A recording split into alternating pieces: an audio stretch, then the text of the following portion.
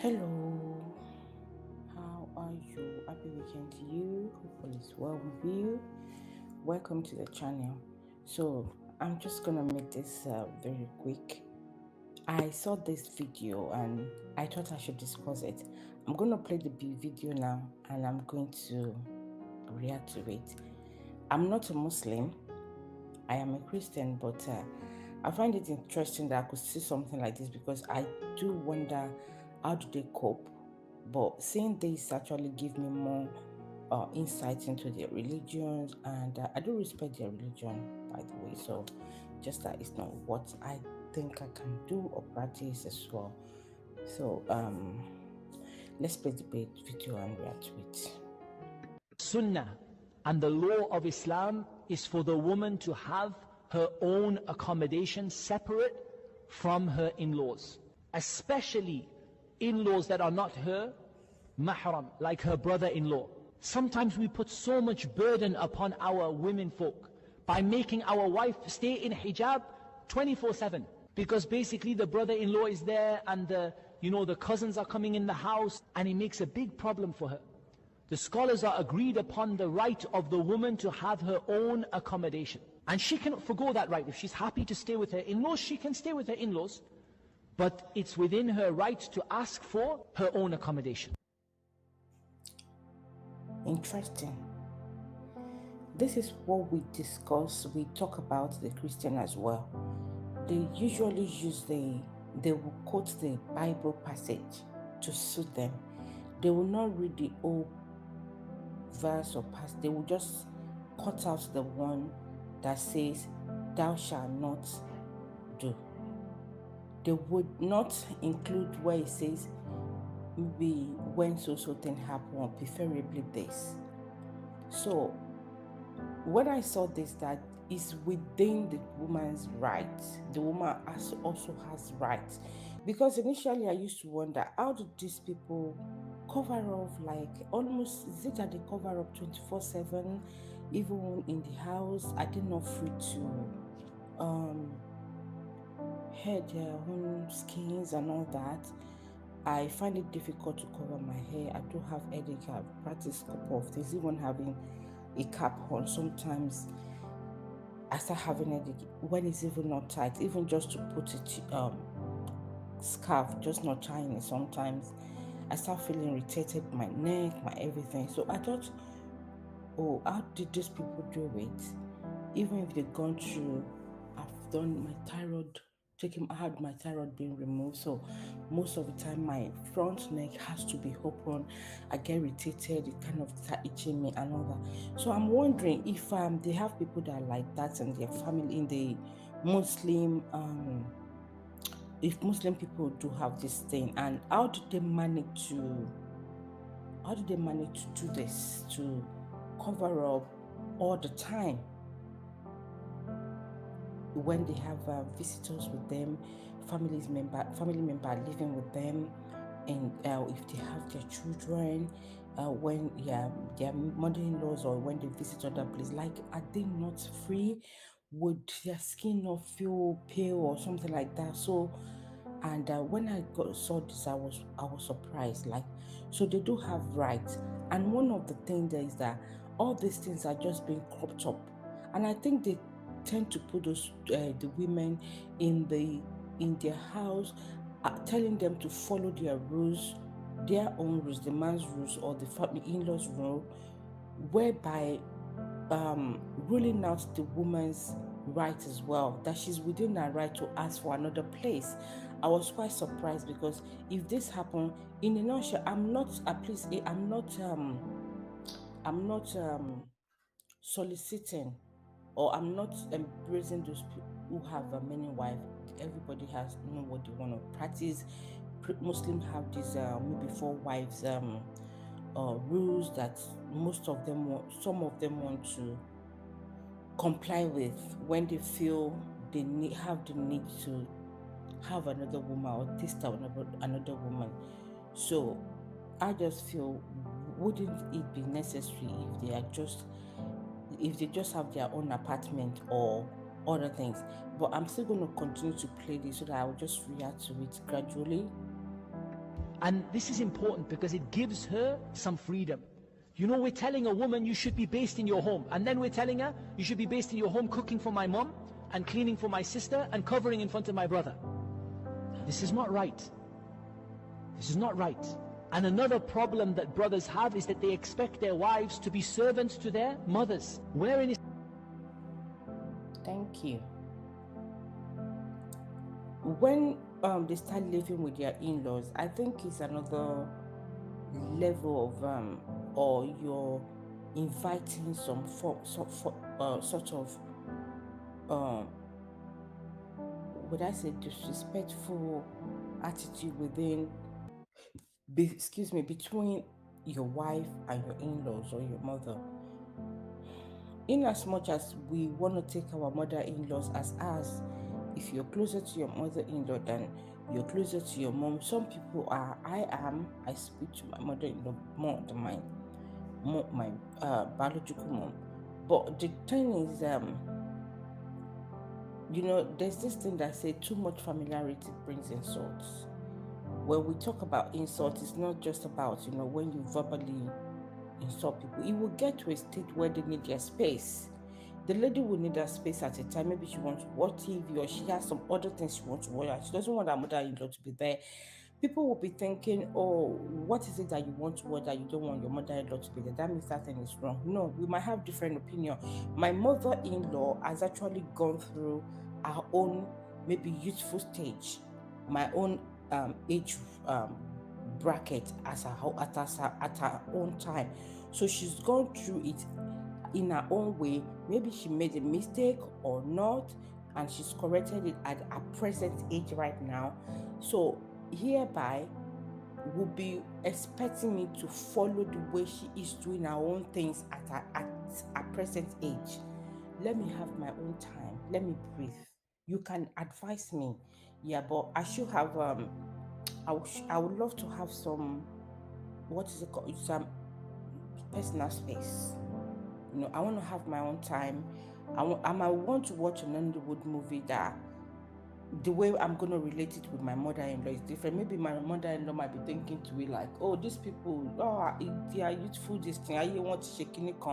That might not be what I want to discuss, or I'm not interested in such at that moment. I might just want to like laugh it off, look at the dressing, look at their figure, their physique, how they wear, how the maybe clothes actually comes out well in them. Maybe they are well dressed, or the way they speak English, the way they react, how rude they are, the way they show some nasty attitude and all that. And it could be very interesting to me, and I might be laughing, but to my mother-in-law, she might like, oh, blah blah blah. That's not what I mean needed us at that time. So that is the reason is not it's actually not ideal for them to live together. I think except I think if there's a health issue that they need to be very close to their mother-in-law, and it should be a mutual agreement, because it's a lot of work on the wife as well. The man is not always going to be home 24/7. This is it, and he's expecting too much, saying, oh, you treat my mom like your mom. Of course, even your own biological mom, sometimes you want to have a break, you want a fresh hair, you just want that. So why would they expect their wife to be the one to clean, cook for their mom and all that? Why don't you get a maid so the wife can actually even give a would I say instruction to the maid on what to do to the mother-in-law, and whenever she also free, she can attend to help the mother-in-law look into her maybe meds issue, and rather than just allowing the woman to be the one to do all that stress. And when she gets tired, we're expecting her to put on a smile. The smile that she doesn't really want to, or is not coming out, she has to fake the smile. And just because she wants to show love to her mother-in-law, or she wants to show love to her husband, her in-laws, her brothers-in-law, or to the people looking at them. But when they do this for a very long time and they're really fed up of it, do you not think they'll start giving the mother-in-law some sort of unaccepted reaction when there's no other person there. The mother-in-law could be calling them, they will hear, they will not respond, they will start doing that gesture like, oh God, what is this again? Do you not think those are the things that will happen? I just feel that if you know you have the money, why don't you sit with your wife, agree on what to do? If your mother is still gonna be in the same building with you, if you have enough money, have more space, or would I say like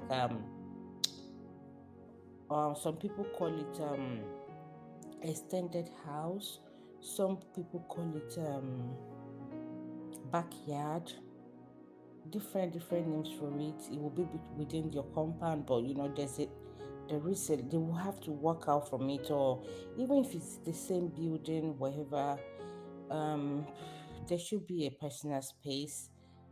You guys can still mommy your mother or whatever, but they can still have the wife can still have a space.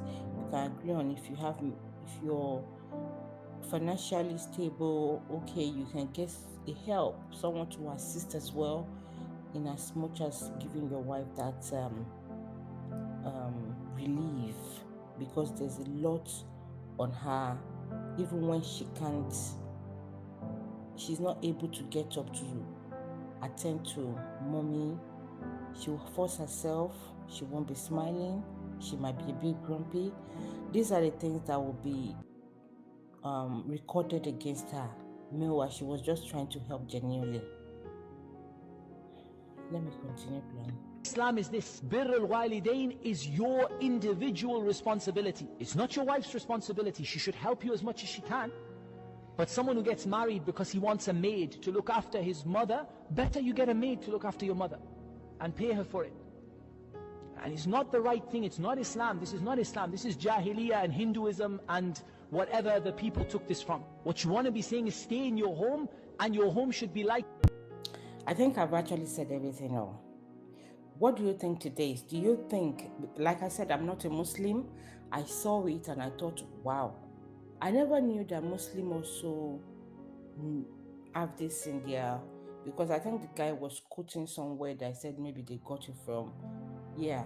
All I know is that most of the maybe Muslims will tend to want to walk towards the fact that they are entitled to, Muslim men, or I say Muslim men, they are entitled to have 4 wives, but they will have them in the same house. They will say, oh, because they want unity, they want the children to know each other, they want the children to live together, blah blah blah. But they don't pass this thing through their wife to know if it's something they would love to accept, or they have an agreement that after 1 year they are entitled to have their own house. It's now their choice to decide that they want to be coming in, or you agree that every 4 weeks the children must be in your own house or wherever for a couple of days, relating with all the children. At least there's a way you can make arrangement that all the children get to know each other, but they know their place. I was so surprised to say this, and I thought I should applaud whoever did that, and I hope it sent a strong a message to also our Christian homes, the Muslim homes, that those people having their parents or wherever living with them, expecting this culture where they have to keep covering up all the time, that you're actually limiting the woman's freedom, how to make herself free within her home. In a nutshell, they tend to be a bit caved in their own home. If their in-law is living with them, they have brother-in-laws living with them, sister-in-law living with them, and expecting them to do some chores. Please have a heart-to-heart talk with your woman. Do not be the one to dictate. Ask for what help she can need in this aspect. And I know this is also based on finance. If the man can't afford the maid, then you speak to your sister that is living with you as a man to also do some chores, because this expecting too much respect, I really don't expect. I don't know. I think they should be able to relate well with each other. Well, I thought I should bring this to your attention. I was surprised to see there's an to the Muslims. Yeah, I think this is a freedom for them, and to those that are having many wives, maybe Nigerians, non-Nigerians, all the people that have interest in having their mother-in-laws living with them. If their mother-in-laws are quite aging, if they're aging, it's expected that they will need help. If they only have one, maybe their husband is the only child they have, of course they can't leave mom alone. They should be close to mom, but there should be an arrangement. It shouldn't be something that is being forced forced over them, where they feel very insecure around the woman after a while, or start giving the mama a body language that they won't like, you know. So yeah, let me know in the comment section below what you think about this.